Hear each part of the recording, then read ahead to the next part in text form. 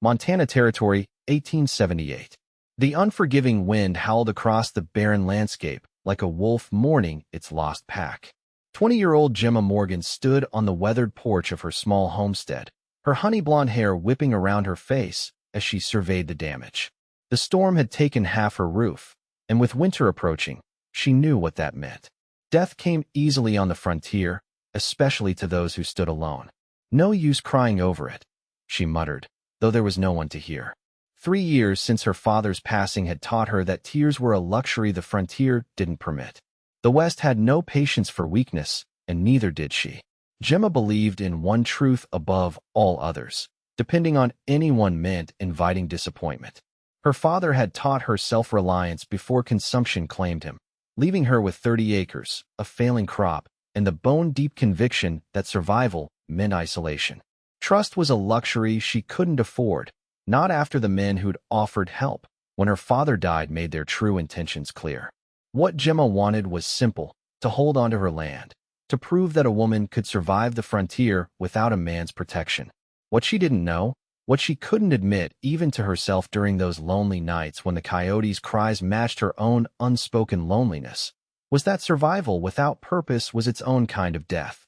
The next morning dawned crisp and clear as Gemma hitched her wagon for the journey to Clearwater, the nearest town. She wore her best dress, a simple blue cotton garment that had seen better days but still maintained some semblance of dignity. Her honey-blonde hair was pinned neatly beneath a practical bonnet, her appearance calculated to command respect rather than invitation. The general store's bell jangled as she entered, her mental calculations already tallying what little she could afford. Mr. Peterson, the aging proprietor, greeted her with the same pitying look he'd worn since her father's funeral. "Miss Morgan, how are you faring out there all alone? Heard about your roof. Winter's coming early this year." "I'm managing just fine," she replied, the practiced words flowing easily. "I need nails, tar paper, and whatever scrap lumber you might have." Peterson shook his head. "That's more than a one-person job, Miss Morgan. Even if I had the supplies, which I don't until next month's shipment." The bell jangled again, and Gemma turned to see a young man she'd never encountered before.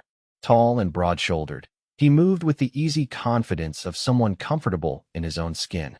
His brown hair curled slightly at the collar of his shirt, and his face bore a light stubble that did nothing to hide his strong jawline and clear blue eyes. She judged him to be about 25, with the sun-bronzed complexion of a man who worked outdoors.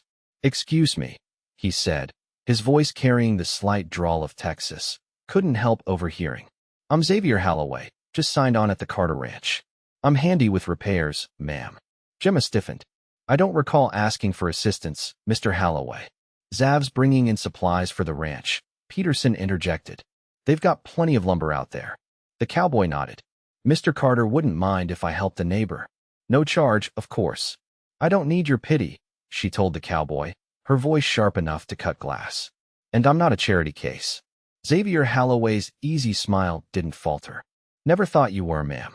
But everyone needs a roof, and everyone needs a hand sometimes. That's not pity. That's just frontier sense." Before she could respond, the door burst open and a breathless boy rushed in. "Stampede coming." Cattle broke through the north fence at the Carter place. Zav was already moving. "Where are they headed?" "Southeast," the boy gasped. "Straight toward the Morgan homestead." Gemma felt her blood run cold. 1,000 pounds of beef charging across her fields would destroy what little crop she'd managed to salvage. Without it, she wouldn't survive the winter. She found herself running alongside the cowboy toward their horses, their argument forgotten in the face of imminent disaster. As they rode hard toward her homestead, Gemma realized this was the moment everything would change, though she couldn't have guessed just how much. They crested the hill overlooking her property to see the dust cloud of 30 head of cattle bearing down on her cornfield. Without a word, Zav spurred his horse forward, racing at an angle to intercept the leaders. Gemma had never seen anyone handle a horse like that, as if man and beast shared a single mind. Zav's body moved in perfect harmony with the animal, cutting sharply to redirect the lead steer. He worked his lasso with practiced precision, turning the herd at the very edge of her field. When it was over, with the cattle contained in her fallow south pasture, Gemma found herself staring at this man who'd just saved her livelihood. Her entire worldview demanded she dismiss his help as luck or self-interest. But something deeper recognized the skill and courage she'd witnessed. "Why did you do that?" she asked as they watered their horses at her well. Xav removed his hat, running a hand through sweat-dampened hair. "Same reason I offered to help with your roof. Out here, we look after each other, or none of us make it." "I've been making it just fine on my own," she insisted, though the words sounded hollow even to her own ears. "Have you?" He met her gaze directly, and she found she couldn't look away. "Because I've heard about Miss Morgan who works from dawn past dusk, whose crops barely yield enough to keep going, who refuses every offer of help even when it costs her more in the end." "You don't know anything about me," she snapped. "I know what it's like to be so afraid of owing something that you deny yourself everything," he said quietly. "Lost my parents young too. Spent years thinking I had to do it all alone. And what changed your mind? Some magical revelation about the goodness of mankind." Her sarcasm couldn't quite mask her curiosity. "Pneumonia," he said simply. "Nearly died when I was 22 because I was too proud to ask for help. Ranch foreman found me delirious with fever. Family nursed me back. Taught me that independence doesn't mean isolation." Gemma looked away, unwilling to admit how deeply his words cut. "The roof can wait. I need to salvage what's left of my corn." To her surprise, he simply nodded. "I'll send someone for the cattle tomorrow. In the meantime, I could help with the harvest." She wanted to refuse, but practicality won out. With his help, they could save most of her crop before nightfall. "Just today," she conceded, "and I'll pay you fair." His smile crinkled the corners of his eyes. "How about we start with your name? Your real name, not just Miss Morgan." Despite herself, she felt the ghost of a smile touch her lips. "Gemma. My name is Gemma." Over the following weeks, Xav became a regular presence at her homestead, arriving after his duties at the Carter Ranch to work on her roof. True to his word, Mr. Carter had provided the lumber, and despite her initial protests, Gemma found herself accepting the help. She insisted on providing meals in exchange and kept meticulous notes about the supplies used, intending to repay every cent once her harvest sold. What she hadn't counted on was conversation. As they worked side by side, Xav shared stories of his travels across Texas and New Mexico, of cattle drives and the characters he'd met along the way. Gemma found herself listening despite her determination to keep him at arm's length. "Why Montana?" she asked one evening as they sat on her porch, watching the sunset paint the mountains gold. "Texas has plenty of ranches." Xav was silent for a moment. "Wanted something different. Something mine, eventually." He glanced at her. "What about you? Most women in your position would have sold the place, moved to town." "This land is all I have left of my father," she said quietly. "He came out here with nothing but dreams and built this place board by board. I can't just abandon it." "Sounds like you loved him a great deal." "He was all I had after my mother died." The admission felt strange. She rarely spoke of her parents to anyone. "He taught me everything. How to ride, shoot, plant. How to survive. But not how to live," Xav observed gently. Gemma stiffened. "Living is a luxury. Survival comes first. They don't have to be separate things." He leaned forward, elbows on his knees. "Your father built this place so you could have a home, not just shelter." She stood abruptly. "It's getting late. You should go." That night, lying awake beneath her newly repaired roof, Gemma couldn't shake his words. Home, not just shelter.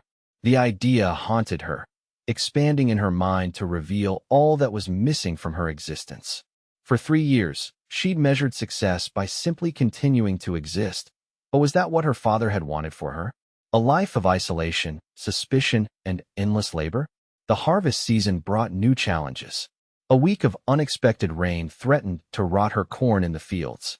Without hesitation, Gemma rode to the Carter Ranch, swallowing her pride to ask for help.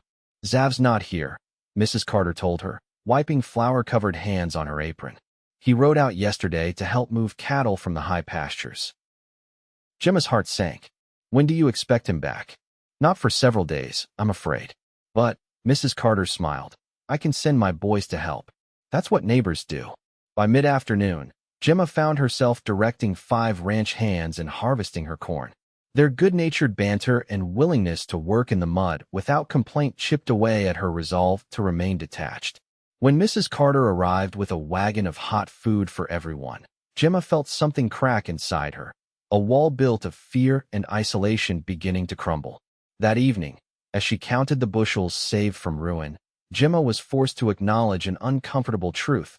She couldn't have done it alone. More unsettling was how much she missed Xavier's presence, his easy smile and thoughtful observations. 3 days later, she looked up from mending a fence to see a familiar figure riding toward her homestead. Xavier looked tired, his clothes dusty from the trail, but his face brightened when he saw her. "Heard you had some trouble with the harvest," he called as he dismounted. "Nothing I couldn't handle," she replied automatically, then paused. "With some help from the Carter Ranch." His smile widened. "Is that Gemma Morgan admitting she accepted help?" "Don't look so pleased with yourself," she retorted, but there was no bite in her words. "The fence still needs fixing if you're offering." They worked side by side through the afternoon, and Gemma found herself relaxing into their companionship. When he described a particularly harrowing moment during the cattle drive, she surprised them both by laughing, a real laugh that felt rusty from disuse. "You should do that more often," he said softly. "What? Listen to your tall tales?" "Laugh," he answered, his eyes holding hers. "It suits you."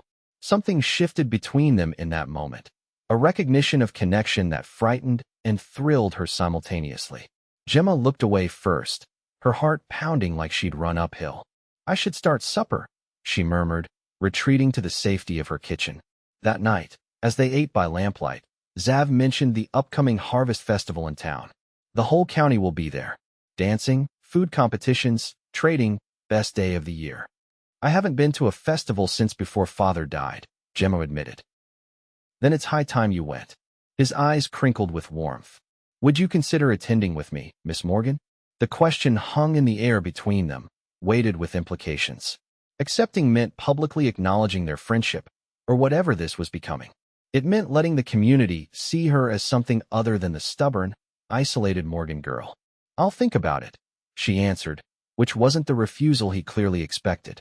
After he left, Gemma took out her mother's trunk for the first time in years, running her fingers over the faded blue dress inside. Perhaps it was time to remember there was more to life than mere survival.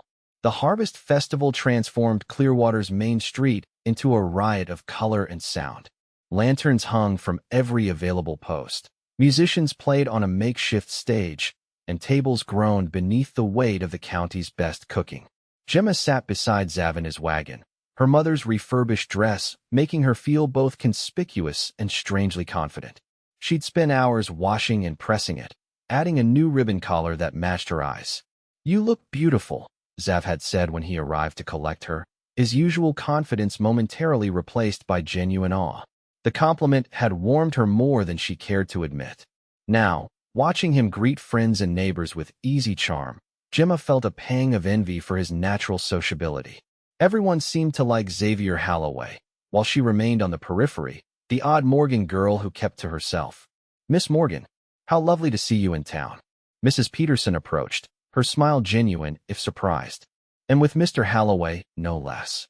Your father would be pleased to see you enjoying yourself." The mention of her father might once have sent Gemma retreating into her shell, but today she found herself smiling back. "Thank you, Mrs. Peterson. It's a beautiful festival." As the day progressed, Gemma found herself drawn into the community she'd held at bay for so long.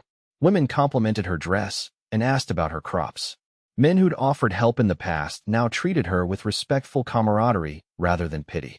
And through it all, Xavier remained at her side, introducing her proudly as "my friend Miss Gemma Morgan, finest farmer in the county." When the dancing began in the twilight hours, Gemma hesitated. "I haven't danced since I was 16, she whispered as Xavier extended his hand. "Then we'll remember together," he replied, leading her into the circle of dancers. His hand at her waist felt steady and sure as they moved to the fiddle's lively tune. Gemma's initial stiffness melted with each turn and step, until she found herself laughing as he spun her beneath the lantern light. In that moment, surrounded by music and warmth and his unwavering attention, Gemma felt something she'd forgotten existed: joy. Later, as they walked beneath the stars away from the crowd, Xavier stopped beside a cottonwood tree. "I've been meaning to tell you something," he said, his expression suddenly serious. "What is it?" she asked, concern replacing her lingering happiness. "Mr. Carter's offering me a partnership in the ranch." A small share now, with the possibility of more later. He looked directly into her eyes. I'm staying in Montana, Gemma. For good. The relief that flooded her was so powerful it nearly took her breath away. Relief she hadn't known she needed until that moment. That's wonderful news, she managed. Is it? He stepped closer, close enough that she could see the question in his eyes even in the dim light. Because I've been wondering if I have any reason beyond the ranch to put down roots here. Gemma's heart thundered in her chest. Are you asking if I'm a reason, Xavier Halloway?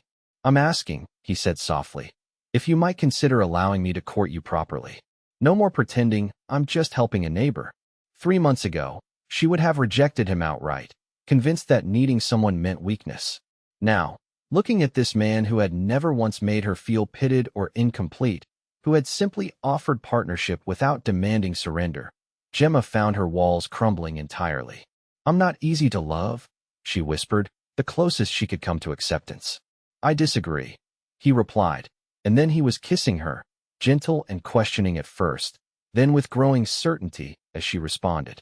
When they parted, Gemma felt as though something fundamental had shifted in her universe. I still intend to run my farm, she said firmly. Xav laughed. I would expect nothing less. In fact, I'm counting on it. The journey back to her homestead that night was filled with conversation about possibilities neither had dared voice before, of combined strength, of shared burdens, of futures intertwined rather than solitary. As winter settled over Montana territory, Gemma's homestead became a different place. Xav visited regularly, bringing not only his own company, but occasionally friends from the Carter Ranch. For the first Christmas in years, her home rang with laughter and conversation. She found herself looking forward to these gatherings rather than dreading human connection. Yet beneath this newfound happiness lurked a shadow Gemma couldn't quite name, a sense that she was tempting fate by allowing herself to care so deeply. The frontier had taught her harsh lessons about loss, and old fears died hard. These fears crystallized one bitter January night, when Xav didn't arrive as planned. A blizzard had descended without warning, trapping him at the Carter Ranch. Rational though the explanation was, Gemma spent the night pacing, imagining him lost in the snow, abandoning her, proving that dependence led only to disappointment. When he finally appeared 2 days later, having ridden through dangerous conditions to reach her, she met him with uncharacteristic anger. You shouldn't have come. You could have died in that snow. Her voice cracked with emotion she couldn't contain. I promised I'd be here, he replied simply, snow melting from his coat onto her floor. And if you had frozen to death keeping that promise? What then? She was trembling now, the real fear exposing itself. Everyone I love leaves, Xav, one way or another. He stilled at her words, the inadvertent admission that she loved him. Is that what you're afraid of? That I'll leave you alone like your father did? He didn't choose to die, she snapped. No, but he chose to live first, Xav countered gently. From everything you've told me, your father embraced life fully, loving your mother, raising you, building this place. His death doesn't negate that choice. The truth of his words struck her like a physical blow. For years, she'd seen her father's death as a betrayal rather than the natural conclusion to a life well lived. She'd responded by refusing to fully live at all, as if mere existence could protect her from loss. I don't know how to need someone again, she confessed, tears finally breaking free. It terrifies me. Xav crossed the room and took her hands in his. Being afraid doesn't make you weak, Gemma. It makes you human. But letting fear decide your life, that's the real tragedy. In the weeks that followed, their courtship deepened. Gemma began making tentative plans for spring planting that included Xav's suggestions for expanding her crop variety. He brought books on modern farming techniques and spent evenings reading to her by the fire. In turn, she taught him about her father's methods for predicting weather from animal behavior and the best ways to preserve food for winter. Their different strengths complemented each other perfectly, her practical knowledge of the land balanced by his experience with livestock and business. Together, they began to envision a future that combined both their dreams. Then came the letter that threatened everything. It arrived with the first spring thaw, delivered by a lawyer from Helena who rode directly to Gemma's homestead. The Carter Ranch was being sold. The owner's wife had fallen ill, requiring them to return east for medical treatment. What does this mean for you? Gemma asked that night, watching Zav's face carefully in the lamplight as he sat at her table. "It means my partnership is worthless," he replied, running a hand through his hair. "The new owners, some company from Chicago, they'll bring their own people. So you'll find another ranch," she said, trying to keep her voice steady. Zav was silent for a long moment. "There's an opportunity in Colorado. An old friend wrote me months ago about starting our own place." The world seemed to stop. "Colorado," she repeated numbly. "I see." "Gemma, no." She cut him off, rising abruptly. "I understand. You need to secure your future." "Our future," he corrected, standing to face her. "I want you to come with me. As my wife." The proposal hung in the air between them like a physical thing. Gemma stared at him, unable to process the words. "You're asking me to leave my home? My land? Everything my father built?" Her voice rose with each question. "I'm asking you to build something new with me," he countered, reaching for her hand. "We could have a real ranch, Gemma. Cattle and crops both. Something that's ours." She pulled away. "This is mine. This land is everything I have left." "It's not everything," Zav said quietly. "Not anymore." But Gemma was already retreating behind her walls. Fear, overwhelming reason. "You're asking me to give up my independence, my home, everything I've fought to keep. For what? Promises that might be broken? A future I can't control?" "For love," he answered simply. "I'm asking you to choose us over fear." "You don't understand what you're asking." "I think I do." His expression hardened slightly. "I think I'm asking you to trust that there are things worth more than land and independence. That loving someone isn't surrendering. It's gaining something greater." They argued for hours, each position becoming more entrenched. When Zav finally left, the silence in Gemma's cabin felt heavier than ever before. The following weeks passed in painful isolation. True to his word, Zav didn't press her further, giving her space to make her choice. But his absence left a void Gemma couldn't ignore, throwing into sharp relief how much her life had changed since his arrival. She threw herself into spring planting, working from dawn until dusk, until her muscles screamed in protest. Yet each night, alone in her cabin, she found herself staring at the roof he had repaired, remembering his patient explanations and steady hands. As April turned to May, news spread through Clearwater that the Carter Ranch sale was final. The new owners would arrive within the month, and Xavier Halloway would be departing for Colorado shortly thereafter. The knowledge sat like a stone in Gemma's stomach. She had barely spoken to Zav in weeks, pride and fear keeping her isolated even as she longed for his presence. Now time was running out, forcing a decision she'd been avoiding. Then came the fire. It began in the dry grass beyond her western fence line, sparked by lightning during a rainless storm. Gemma smelled the smoke before she saw the flames, an acrid warning carried on the wind. By the time she reached the rise overlooking her property, a wall of fire was advancing toward her homestead, driven by the relentless prairie wind. Alone, with only a shovel and determination, Gemma began digging a firebreak, knowing even as she worked that it was futile. The flames moved too quickly, consuming the drought-parched grass with voracious hunger. Smoke filled her lungs as she fought desperately to save her father's legacy, her eyes stinging and vision blurring. She was still fighting when the riders arrived. 5 men from town, led by Xavier Halloway, carrying shovels and wet blankets. Without a word, they joined her efforts, Zav directing them to form a line between the fire and her cabin. For hours they battled together, beating back flames, digging trenches, using precious water from her well to soak the ground nearest the structures. When a burning branch carried by the wind landed on her barn roof, it was Zav who climbed up to extinguish it before the building was lost. By dawn, the danger had passed, leaving Gemma's homestead standing in a sea of blackened earth. Most of her fields had been spared, though her western pasture was a charred wasteland. Exhausted beyond words, she sank onto her porch steps as the men from town departed. Only Zav remained, his face streaked with soot, eyes bloodshot from smoke and fatigue.